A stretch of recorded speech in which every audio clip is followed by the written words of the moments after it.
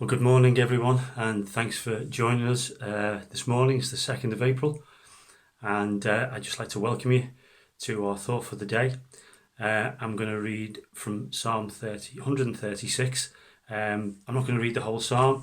I would encourage you to read it when I finished and go through it and apply it to your lives today. I'm hopefully in a little snippet now going to try and set the scene for that. First of all, though, I would like to just thank all those people who've helped with the care ministry, who've offered as a volunteer and helped with dropping off meals, shopping, offering to do lots and lots of stuff. I'm even getting people phoning me up saying, you haven't asked me to do anything yet, which is brill. We've got a great team of volunteers. So to all those who've put their name down and have already been used, thank you. This looks like it's going to be a bit of a long haul, so don't worry if you haven't been asked.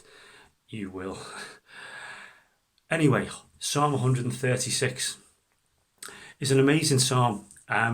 It's split up into 5, and I'm just going to read first of all the first 3 verses just to set the scene for the psalm. It's an amazing psalm of thanksgiving. It reads as follows: Give thanks to the Lord, for he is good, for his steadfast love endures forever.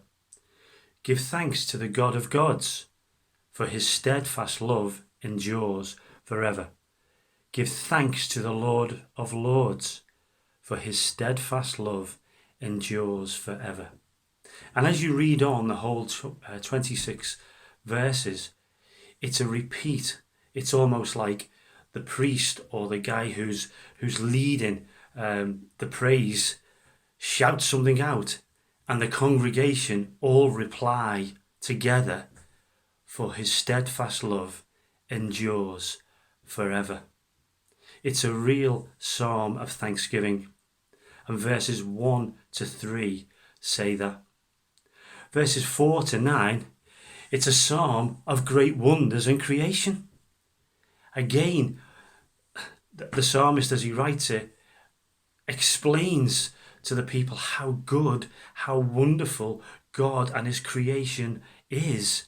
And every time he shouts something or sings something out, however it was done, the congregation would reply, we would reply, for his steadfast love endures forever. Verses 10 to 16, it's a psalm of deliverance. God delivers his people. They may have thought at some point they were going through major difficulties and problems and issues like we are today. But God is a God of deliverance. Why?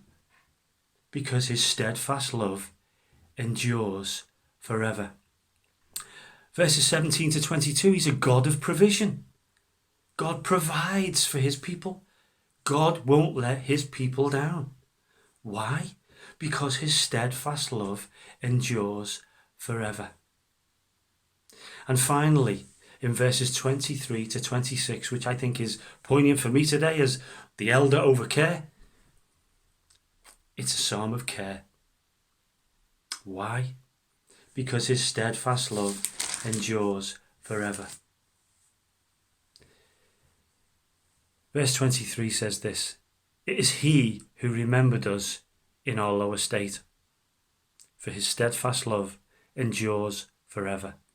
And he rescued us from our foes, for his steadfast love endures forever.